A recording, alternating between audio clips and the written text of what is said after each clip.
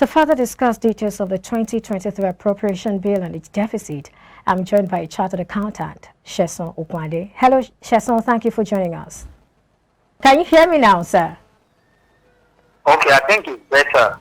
So you faded off before. Okay, so I do apologize for that. Well, the 2023 budget proposal is pegged at 19.76 trillion naira, and it has a deficit of 11.3 trillion naira or 12.41 trillion naira. Talk to us about this. Yeah, thank you very much, Perpetua, and good afternoon to all our viewers. When I read the report of the Minister of Finance talking about borrowing to finance budget for 2023, it didn't come to me as a shock because they do say that EU failed to plan. They definitely plan towards failure. If you look at the major revenue generation for the nation, which is oil, we've had NNPC come out to tell us about energy theft, about oil theft, that has reduced our production even to OPEC and reduce our revenue in sin. And that's one side of it. When you don't have revenue, what do you expect to grow as an individual? You look at the expenditure side of it. There have been so many borrowing in the area of capital expenditure to develop infrastructure. But how much has this infrastructure yielded back to us? It's part of the budget. So you discover that you borrowed money in such a way that you develop infrastructure to generate revenue. Take, for example, the train between Abuja and Kaduna. So much was borrowed, and we expected to be generating revenue to finance it. But you discover that when revenue to repay back that loan is not there, you have to take from another source to get that done.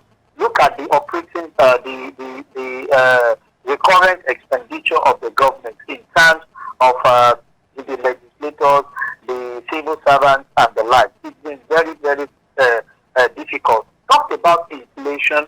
Also, it has been skyrocketed. You and I know that in the last 2-3 weeks, we had the highest number in the last 17 years. So these are major issues that is affecting the budget. And any country that is not productive is bound to found in 7 days. Now that we have identified the problem, I think the solution is to look at how can we be productive in some of the things that we are doing. Like with land, oil may not actually be there. Can we diversify?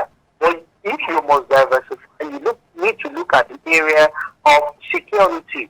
Agriculture gives us a long chunk, and you can see that they said there is a marginal growth of about 1.2 in quarter 2. But the truth of the matter is that are we feeling that impact the way it should? We have good quality agricultural produce that can earn us good money. So I think government needs to be intentional about it, providing very good conducive environment for productivity to enhance. And we are setting the area of our education so that we don't have this brain drain that we are having currently in our nation, so that we can domesticate some of the things we are doing. This will reduce the import level at which we are bringing those things in, and Nigeria can be better off for it. But I can tell you for free, I cannot see light behind the tunnel with the current budget that we are proposing for 2023.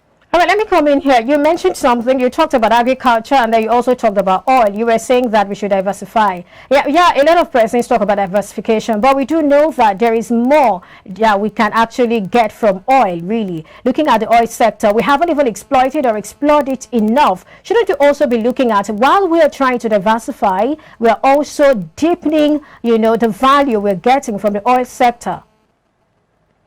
Yeah, Perpetua, I have to say let's look at the area of diversification because we all know the promises of these governments in the last 7 years when they were about to come in of what they intend to do about our refineries.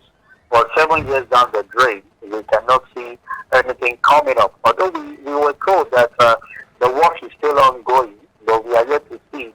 We believe that if there's anything that will be positive, we should be having vibes and feel of it as we speak. But to the best of my knowledge, I want to say that I'm not seeing anything. So if that is not generated, because in the area of oil, if we are even refining the product we have here, you discover that a lot of growth, a lot of development will happen. You're going to create employment. You will even go to the level where you can be, aside self-sufficient, satisfy some of the neighboring country by selling some of these products to them and earning money. You and I know what the Russia-Ukraine crisis are actually doing. If we have some of these things functioning well, it's high time that the developed world, who lacks this good of which you have a quality world, will be looking in our direction. And when they look in that direction, what that does is to give you more income. But that is still not being done. We've been having promises upon promises. I want to assure you that even the next administration that is coming, and one of their campaign promises is to fix our refinery. That we had in the last 7 years, not yielding any positive result. So I think government just needs to be intentional and be sensitive even to the citizens that they are leading, because the hardship is here. None of the sectors seems to be functioning. Education is on down the drain. The health sector is not there. Let me come in here very quickly. Which is oil, is not there. Let me come in here very quickly. Intentional and make some of these things, habitable and domesticate them so that we can have a better future for our citizens. All right, a quick one. Now, if this particular deficit that's been projected settles at 12.41 trillion naira in 2023, it means that the federal government will need to borrow to finance it. And this could raise Nigeria's total debt to a record 54.01 trillion naira. And that already exceeds the 3% limit prescribed in the Fiscal Responsibility Act. Does this bother you? Okay, well, there is no option because there is no room for our revenue to grow. The 11.3 trillion to fund the expenditure will definitely be raised via borrowing. But the disheartening thing is that we are borrowing they should know that we are mortgaging the future of our born generation.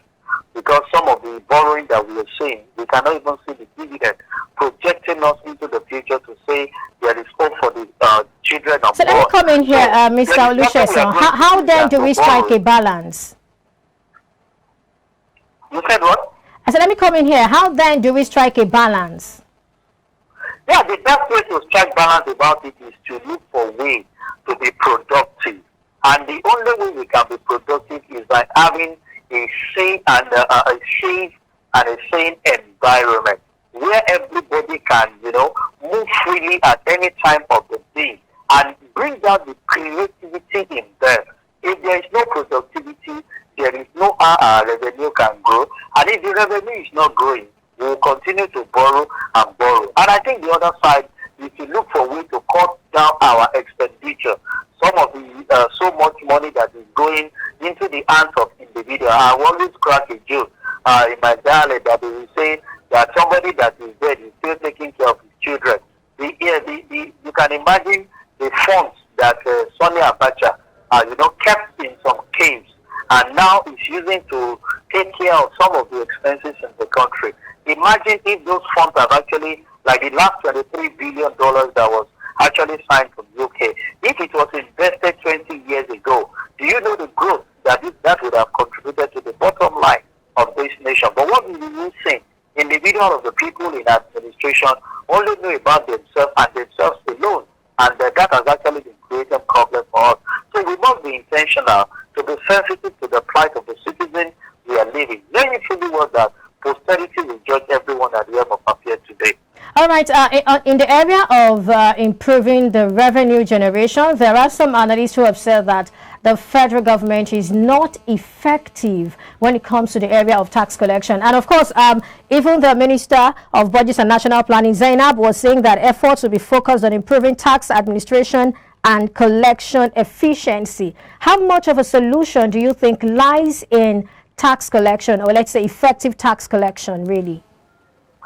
Yeah, you see, tax administration is fine, and I can tell you there has been serious improvement by the agencies set up by the government, that's the Federal Inland Revenue Service, in digitalizing some of their operations. But the question is, how much are you giving back to the environment?